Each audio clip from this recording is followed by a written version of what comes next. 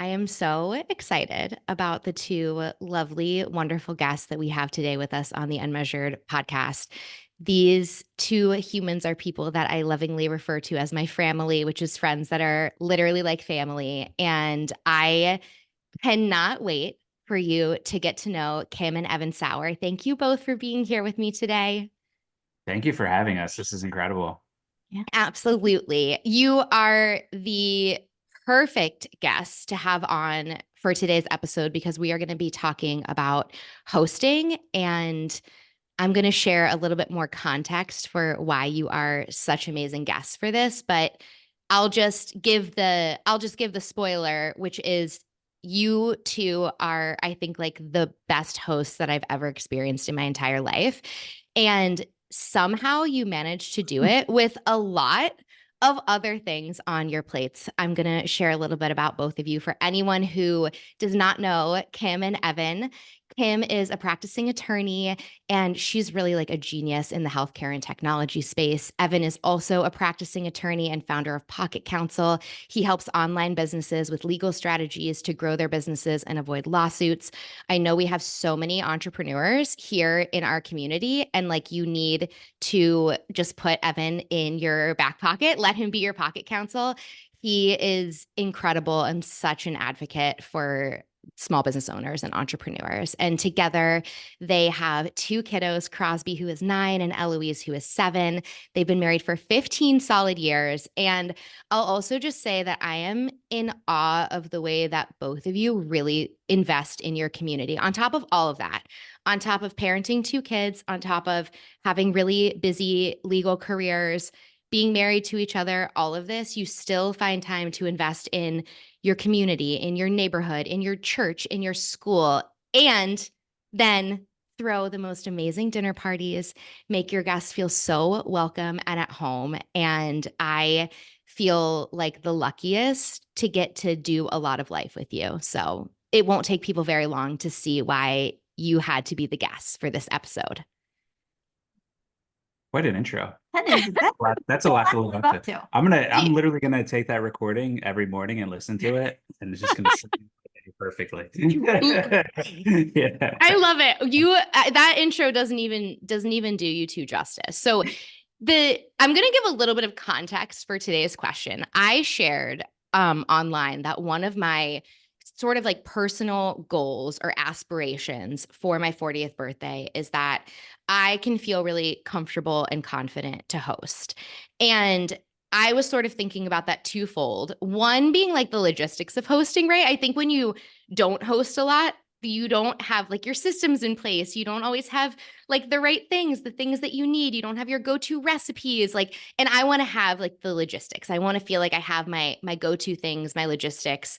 And then I think the other element of that is feeling relaxed when you have people in your home, because I think we all know what it's like to go, someone's hosting you and you go into their home and you're like, so stressed out. I feel like I'm like imposing like in their space, and it's stressful and you don't feel great. And so I'm like, oh, if I'm going to be hosting, I want to be relaxed. I want to feel at ease. I want the people who walk in my door to know that I really want them there.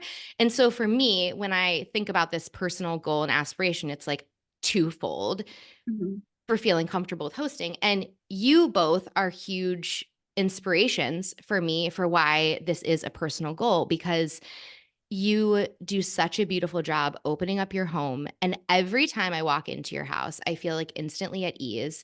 You two are amazing at hosting, having all the details taken care of, and also seeming like you are very relaxed and you're enjoying your company and your guests and you're engaged. And so this question came in, which is, I saw you share that your personal goal for your 40th birthday is to fall in love with hosting. I feel the same way. I want to learn to host and to love it. Growing up, I always saw my mom hosting, but she seemed so stressed and never enjoyed herself. I want to do it, but I want to like it. Any tips on hosting with heart? And you two are the most heartfelt hosts that I know. So that's why you had to be here today. Well, thank you. But you're also an incredible hostess. Yeah, you do put a You good really good are. report together. I Well, mean, That's my That's how first you're supposed to do it. logistical piece that I feel like that I think this is like a good tip. A snack board. Have a snack board out when Yes. people come, Oh yeah. because if they're hungry and then they can munch on it, and then if everything else isn't ready, you don't have to feel, so stressed about it.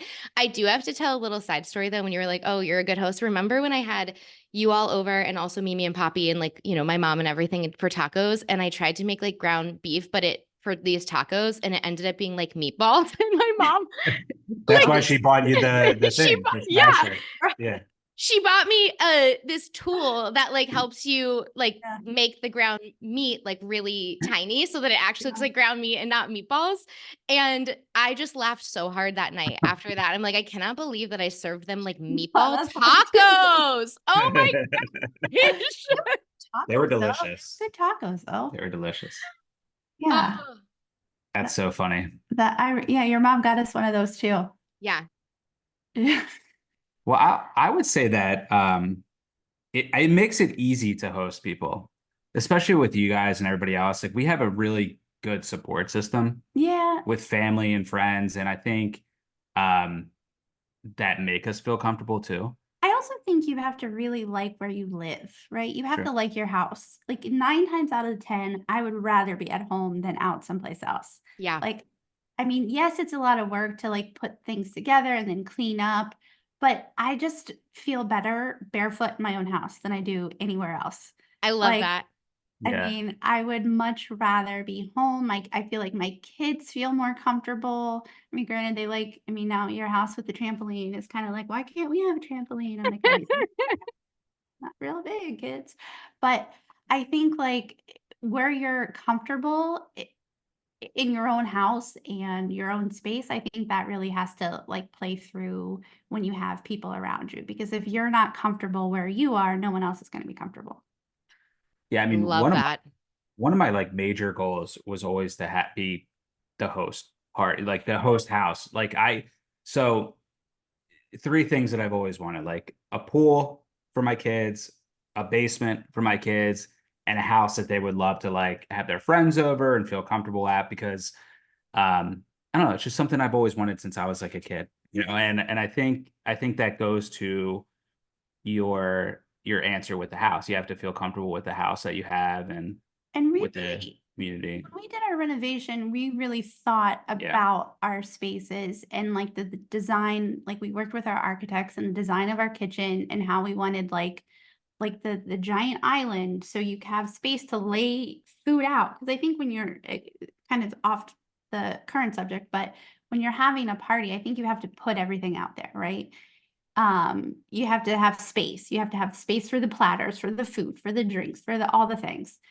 And when we did our renovation, I think we really focused on like a comfortable living space. And like we're kind of in a weird transition with our downstairs space, kind of like our kids are a little bit older, they're not playing with toys as much anymore. So it's like taking it to the next level, which will come in time because those things are expensive. Um, but it's really about like we kind of designed our house with that in mind, I think. So With having it's always felt important to both of you to have a home where people are like gathering.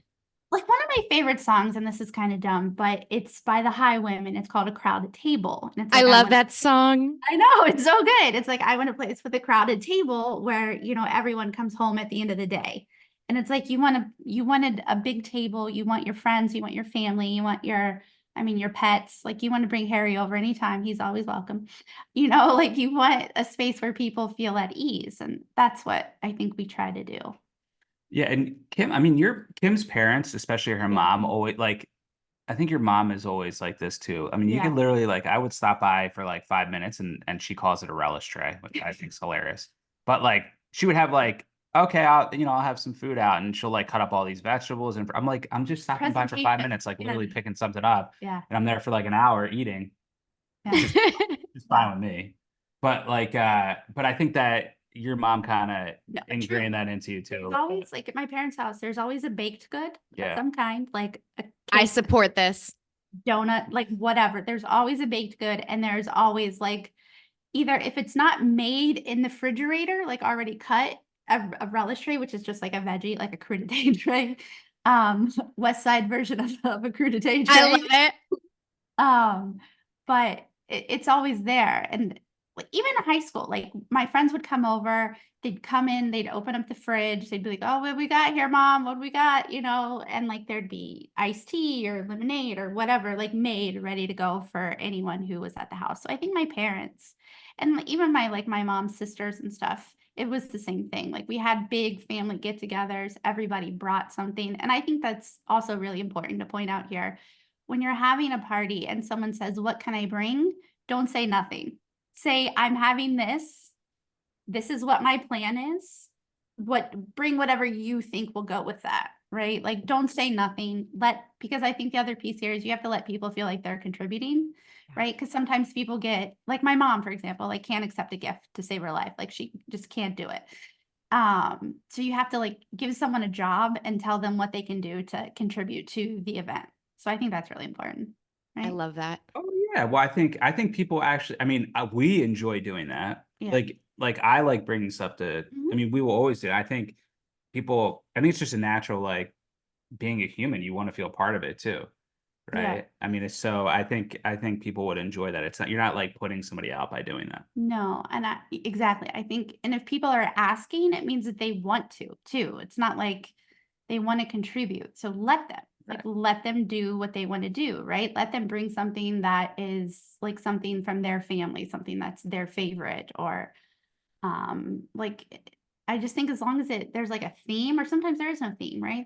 Bring whatever you want. I don't care. Bring something to share, right? And it's a good way to weed people out. If they don't ask, then you just don't invite them again. Yeah, you're like, you're not my people. Or if they bring something terrible, you just that was not a good dish, my friend. You're not invited back.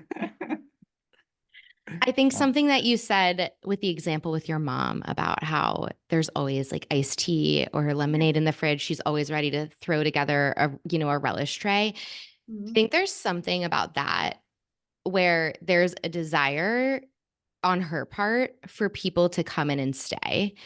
And I think you can sense that with people. You can sense if you are like come to someone's house, if you're like, okay, wait, let me just drop this off and like get out of here real fast because I'm like intruding, like let's do this. Or if you walk in and someone's like, oh my gosh, I'm so glad you're here. Sit down. Like let's catch up, have a snack. It implies that they want you to stay. And I think that desire of like wanting people in your home, wanting people in your space is sort of like a prerequisite to hosting with heart. And if you don't want people in your home and you don't want people in your space, like don't put pressure on yourself to host. Yeah. Let someone else host. Like you don't have to do that. Yeah. Yeah, that's okay. It's like when you were a kid and you went to like your great aunt's house or something and she had like the plastic on the furniture and you weren't allowed to sit down. Like, I don't think that's like at least in our friend group, I don't think that ever happens. Like, you're not allowed to sit in that room. Like, I want it to be a situation where you feel comfortable.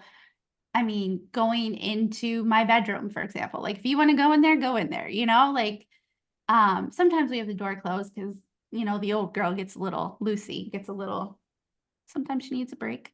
Sounded kind of weird how you said that, but Lucy's their dog. Yeah. The old girl gets a little the old girl who's left in the bedroom. I get that. Lucy is our 15-year-old puggle, right? We got her a couple days after we got married, and she is the original baby. So sometimes she needs a break and gets a little work, and she just paces. So we put her in there. She also likes when we have people over too, because then she gets the food on the ground. Yeah, but everybody wins. Really, everyone wins. Yes. I love that. Evan, you mentioned the 3 things that, you had always wanted, and one of them being that you wanted to have the home like that everyone gathered at. And I'm wondering, was that your house growing up? Was your house the house that everyone gathered at? It wasn't. No, then that was, I think that's why, I mean, my parents definitely like had parties and things like that. And we had holidays but it wasn't, we always had like with my friends, we'd go somewhere else and I just always wanted to have that for my kids and my family. And I didn't realize how much I wanted it for myself, actually. But now that we have it and to be honest, Kim throws all the parties. But now that we host and things like that, I love it for myself. Yeah. I hate when people leave. Like, I'd rather be like, I'm like, oh, just stay. Like, yeah. But I love it. I love having people over. And I can tell you that my least favorite thing to do probably is unload the dishwasher, but I don't mind it after a party. I know. It's a weird Usually thing. you have to run it like a Yeah, few it's a weird thing. times. I love that. You're flying Yeah. high from all the good energy. I am. That's right. That's right. So I love that. Something that is I've really like noticed about you two, another thing that really inspires me about you both is I feel like I don't know how to say this other than that you have like a zest for life. That sounds like I such a love it. cheesy thing to say, but I feel like you're both like so, like down for an adventure, down for something fun, down for something, you know, like unique or different or whatever it might be. Like I really feel like you make the most of life. And it's so funny. I'll have friends say to me, like, you're always doing such cool stuff. And I'm like, oh, Kim and Evan. Like, because we're hanging with Kim and Evan. We're going to concerts. It's like things. I feel like you are like a yes to life. And I love that about you both. And I I also love that you will use like any excuse to celebrate. Like National Chocolate Cake Party, you're having a That's party. Like you just don't miss an opportunity to say yes to life, to celebrate life. Have you both like always been like that? Is that something you brought out in each other? Like tell me about that. I feel like I've always been like that. I've for sure always been like that. Yeah. I think even more so when we had kids, you were like that though. Yeah. Like, I mean, I can't remember like before kids what we were like really, but We were fun. no, but I feel like especially with the kids and like family stuff, like you're the one who is designing most of these parties, not only the parties, but like adventures and things like that. Yeah. So I think when we had the kids, I think you started taking on that a lot. Yeah, I mean, I just feel like life is hard, right? It's really hard. Like everyday life is hard. Like working is hard, having kids is hard, like a family, a house, marriage, like everything is really challenging. And if you can find a random day in January, such as the beauty that is National Chocolate Cake Day, to say, hey, let's have a chocolate cake competition, right? And make up the rules as you go along. Why not, right? Why not take the random days, especially for January. January is like a letdown from the holidays. Like it's cold, especially here in Ohio. It's gray. Like, why not have some fun, right? Why not? And I want my kids to do that. I want my kids to like look at life and be like, yes, this is hard, but I'm doing it. So why not celebrate? And I I'm love doing a that. decent job. When I think as they get older, like they love, I mean, our kids and your kids, they love like stuff like that, right? Yeah. But I think as it's going to be interesting as they get older too, how hosting and things will change. Mhm. I think it's just going to get better and better and better and better. My mom's family, especially like growing up, we always had like there were so many of them. Like my mom is the youngest girl of 9. So I have a very big like group of cousins and we're all pretty close in age. So there was always like a birthday party, there was always like a holiday. So there was always something to celebrate with like family and friends.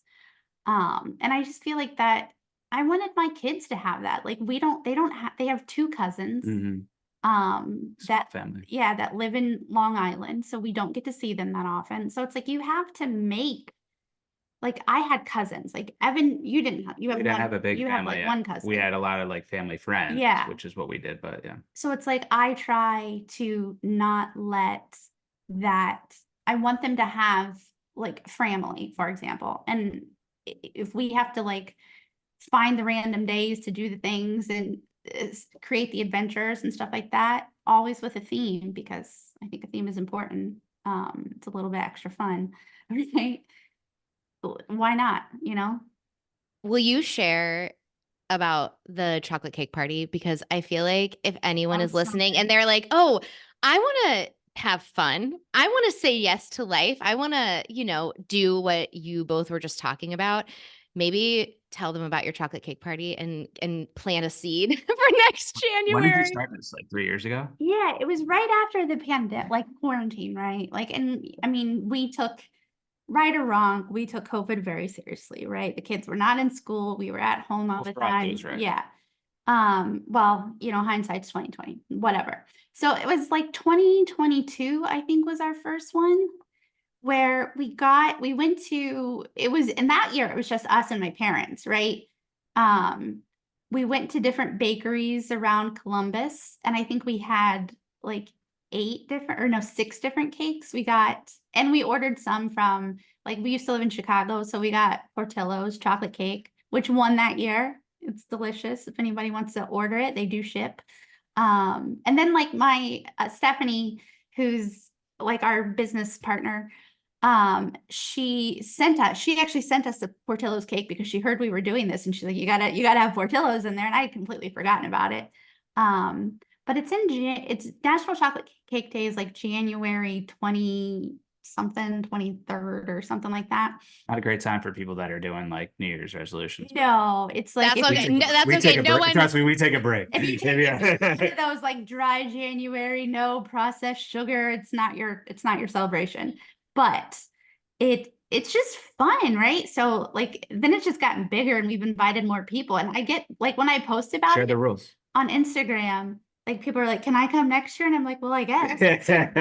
We can make it like a really big thing. One of our neighbors, we could do like virtual do a block party. I'm like, well, it is January, so chocolate cake block party. Share how it works, like the rules. So the first year you can either bring, so you just have, the only rule is you have to tell me if you're buying it from a bakery, where it's from, so we don't have duplicates. And then if you want to make it, you can do that as well. But with the caveat that it is brutally honest, and the homemade ones go up against the professional ones. So you may want to, if your feelings are easily hurt, maybe that's not for you to bake that day.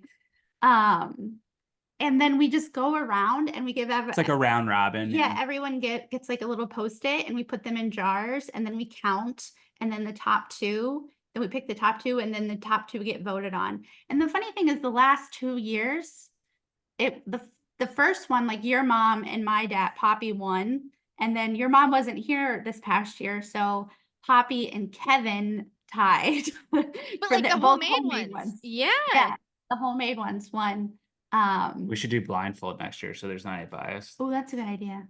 See, you just make up the rules as you go. We could do like the voice where you spin your chair. Oh yes. And we try the hardest part there, and what you talked about earlier, where you were like, do you have all the things to like host? It takes a while to build up those like platters and cake knives and all that kind of stuff. Which Home Goods is really your best bet there. And like your mom will come and cut them for us because she's kind of an expert cake cutter, I would say. She is. My mom was always like hosting growing up. Like all of our friends were at her house. She did like Christmas, Serbian Christmas, Serbian Easter, Slava, like just there were like big blowouts at our house all the time. And so I feel like she built up probably her like cake cutting skills, but also a real collection of cake knives. Cake knives. So many servings. Yeah. Platters. I know for Crosby's birthday this past year, all I have is like pink and white and green and very like feminine colors. And Crosby, I like got them out, and Crosby was like, "I'm a boy, Mom." I'm like, no, it's really fine. Pink is not, a gender specific color, Crosby. But your mom had some black ones, and she let me borrow them. I'm sure she was so happy to be able to help. They went well with the video game theme of that party. Yeah. But yeah, the chocolate cake party is really just a fun thing to do when it feels like there's nothing fun to do, because you're let down from the holidays. You haven't, like, Valentine's Day can be kind of corny, I think. But it's just a fun random thing to celebrate, and cake's delicious. So why wouldn't you celebrate it? Yeah, just like use a day like that as an excuse, and just don't take it seriously. Like, just don't take it that seriously. I know, like, Simi, you brought up like your mom never seemed to enjoy it growing up. I don't think my mom did either. Your mom doesn't really seem to either. I think it's like, it might be that generation where it's like, I'm like, you guys keep hosting, but you don't look like you're having fun. Like, you don't eat, like, I don't think it's that they're not having fun. I think it's just that I just think it's the generation, right? Like, they feel like everything has to be like a certain way. Yeah. So I don't know, it's that they're not necessarily having fun, but I think they're just too focused on the work aspect of it.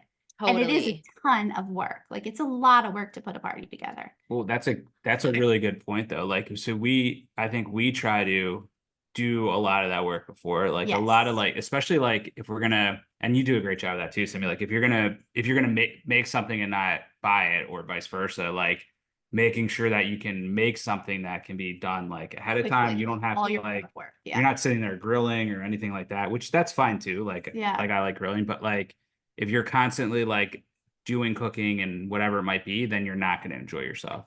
Like when we did the pizza oven party, do you remember that? When we got the pizza oven and the kids were like, do I have to eat that? I felt so bad. I don't think we saw Evan all night. He was out there trying. Every time I mention it, Crosby doesn't let me get it out again, but I'll get it out again. We'll make it work. Oh my gosh. But that was fun.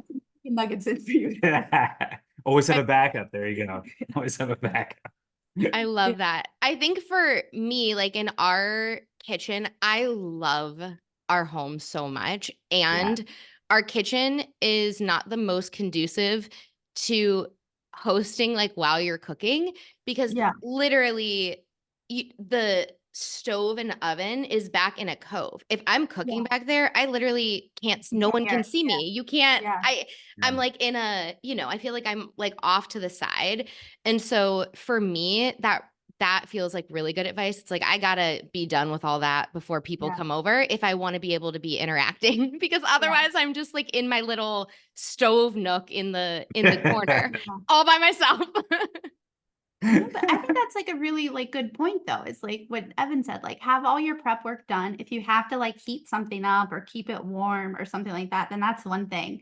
But like if you're like slaving over a stove to get something else out, I just think that that's where the work part comes in, and it's not as fun. If you get it all done and then you're just kind of like filling up stuff or getting people like a drink or filling someone's plate or something like that, that's different.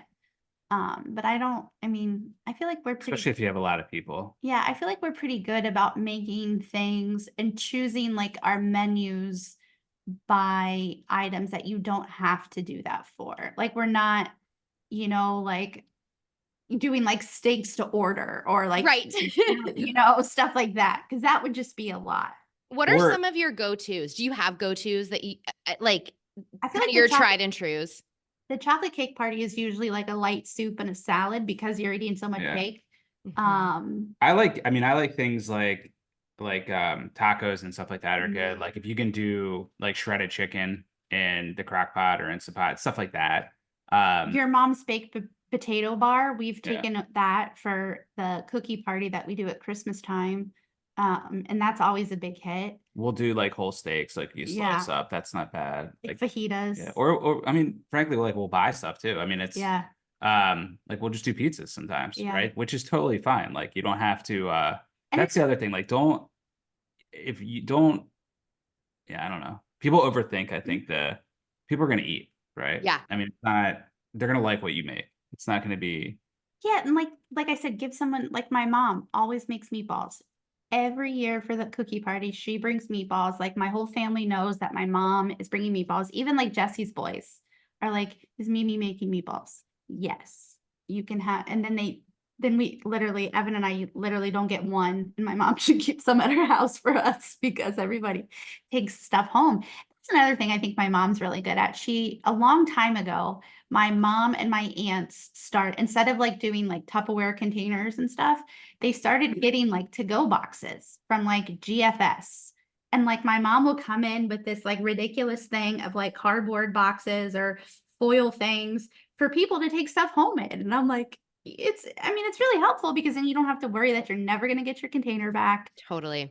And because it's not, you don't use, like, I remember when I was a kid, my grandma would save like old butter containers and old sour cream containers. My mom still does that. My mom's sour cream or is this soup? I don't know. When we go over to her house, she will send us home. Not like from a dinner party, but like just dinner. She'll send us home with leftovers in like a cottage cheese container. And it's like she's washed them, she's dried them, they're in like a drawer, they're ready to go. It's so funny. Yeah. I think, and my mom just like got tired, I guess, of like rebuying like Tupperware and, you know, containers to store food in. And she just started buying these at like GFS. And now she brings them and I'm like, it's great because I don't have to worry about it. I love that. Yeah. You mentioned something that I think is very true and maybe like a hurdle for people in terms of hosting, which is that it's a lot of work. And I shared, you know, right at the beginning of the episode, you all have full plates. You're not sitting around as like full-time hosts. And this is your, you know, the only thing on your to-do list. And it's all you got to do all week long is just like prepare for a dinner party. You have a lot going on. How do you maybe like reconcile the amount of work that it is with everything that you have on your plate? Like, does that ever make you feel like, oh, I don't know if we can do this right now, we're so busy? Or are you always just like the celebration is going to be worth it? All the time. I think me more than you. Yeah. Like I'm more of a oh, we gotta get this. Like every little like detail is usually what I mean, you do all like you plan everything, like you do all the themes, but then at the end I'm like, oh, we need olives or we need this, you know, whatever it might be. I'm like that kind of stuff. And I get worked up about that more than you do. Yeah. And you're like, oh, it'll be fine. And then I'm like, you're right. When we were designing our house and they were like asking us this question about like, do you want your handles on this side or this side? And I'm like, I have absolutely no opinion about that. I do not care. Well, some people care. I'm like, well, I don't because I've never gotten to pick this before in my life. What will happen? I will just adapt to whatever is presenting to me. So it's like, if we don't have olives, people will just adapt, right? Like you don't have an olive choice, so it's not there. Yes. Yeah. I mean, I think once in a while it gets over, you know, life happens and things like that. Yeah. But, you know, there's the pre-party, then the party, and then afterwards, like cleaning up and stuff like that. I mean, I think I don't work. I mean, a lot of people will like go and like be like, okay, I got to take that dish and put like, everybody's like, we just have fun and then we'll clean everything up after.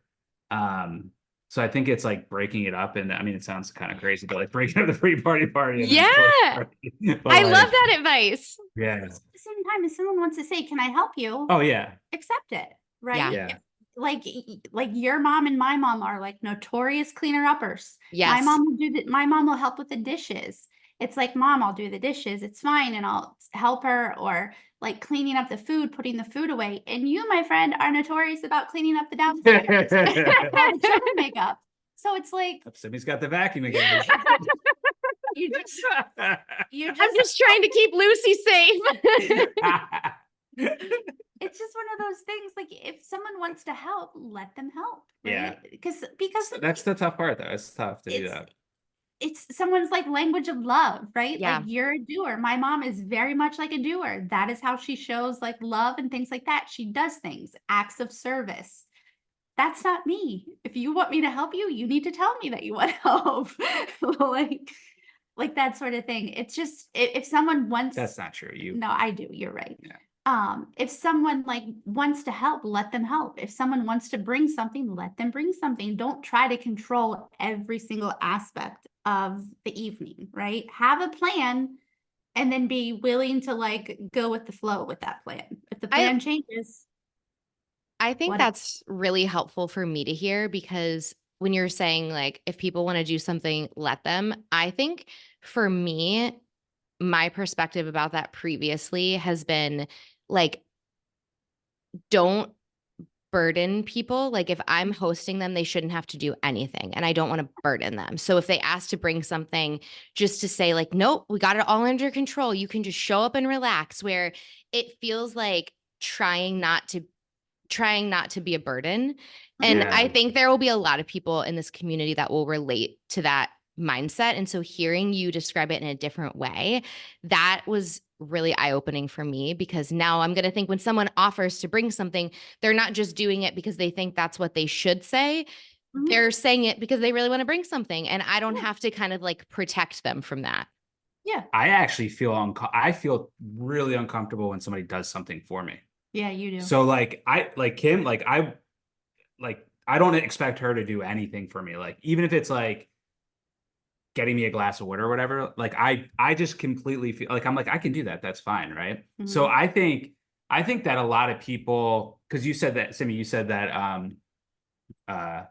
that you want to make sure that nobody has to do anything. But I feel like the reverse, like a lot of people want to do stuff, and I think they might feel uncomfortable not doing stuff. So Totally. maybe that'll kind of ease your thinking that way, and that you don't have to do everything. I think it just goes both ways, right? Like it Yeah, speaks to each yeah, side, right? You know, some people love to do all the things, sure. and that's wonderful. Um, but even then, it's like, even if I tell you, like, I've got it under control, I don't need you to bring anything. Most people will bring something, right? They'll bring like a bottle of wine, or they'll bring like something like a bottle of bourbon, or, you know, something like that. Or, and it's just like, it, that's why I like to just say, this is what the plan is. This is what like the food, the menu theme is, or whatever. Like, bring whatever you want. For the chocolate cake party, it's like, bring your favorite chocolate cake or make your favorite chocolate cake. For the cookie party this year, we did bring your favorite cookie. Right? Like, I think it's important to let people feel like they're contributing. I love that. That's a really awesome perspective shift for me. And I think growing up, seeing my mom host, it did sort of feel like she had to do everything on her own, or I don't know. Yeah. Was it that she wanted to do everything on her own? Was it that she had to? I don't know. But I think I kind of grew up seeing that. And so it's like, oh, okay, then I should make sure that nobody has to do anything and I do it all on my own. Yeah. And so it's like Yeah. great, really helpful to hear that. Yeah. And I still think there are people who like who aren't like contributors. Like some of my cousins, like they don't like contribute. Like they'll Yeah. just come and leave with the whole fruit tray. I love it. That's their love language. Take. But then it's like, I just think you got to meet people where they are, regardless where it's at, you know? I just had this memory of one Serbian Christmas party that my mom was throwing when we were growing up. I think I was probably in 6th grade, and she was getting something out of like really, really high cabinet, some crystal, and it fell and cut her hand. It like sliced her hand open. And Yeah. she had like, it was really, really bad, like really bleeding. And she's like, I gotta go to, she worked at a doctor's office. She's like, I gotta go to the doctor's office. I'm gonna have to stitch this up. And I was like, can I come with you? And I got to go with her, and they let me pull the stitches through. They let me do the stitches for her. And Oh it was my like gosh. it was the coolest thing ever. And that's when I thought I was going to be a doctor. And I was just like, this is so awesome. I'm giving my mom stitches. That was like that just came back to me. I'm like, well, that was a great Christmas party. Probably not for my mom, but I loved it. I was like, I got to practice medicine tonight. Yeah. Well, my parents had the ultimate Christmas party when I was born. So they had like it was like one of the Christmases they had. Its birthday is Christmas. They had like, I think there were like 40 people at my parents' house, like my entire mom's family and my dad's family. And apparently like my mom got the ham out of the oven and her water broke, and that was it. So like, so she didn't have to host the rest of the night, but they still had the party. But I love that. yeah, Evan, I was love it those your like due date? Like, were you due no, on Christmas? January sometime. Yeah. Yeah. Okay. I was like, I am so impressed that she was hosting. And she was like, no, he was early. Yeah. But that's those funny like memorable stories are always good too. yes. That's funny. What do you feel like is your favorite holiday or gathering to host? Do you have one is it the chocolate cake party, or is it something else where you're like, every year, this is probably the thing that I look forward to the most? I think for me, the parties that more easily lean into a theme, like Halloween, love it. Christmas, love it. Anything that I can lean heavily into a theme and decorations and like aligning to that theme, that's my like alley. I love a theme. Have you always loved a theme, or is that like in adulthood? I feel like my life in general, I feel like I lean into a theme. Like sometimes when I'm dressing, I'll be like, oh, I'm very like yesterday when I wore like my vintage, Giorgio Armani bag outfit. Yep. And like I got my Aperol spritz at dinner. I was like, I am very Portofino. Like I even painted my nails red because I'm like, this is very Portofino. So I feel like anytime I can lean into a theme with something, I enjoy it.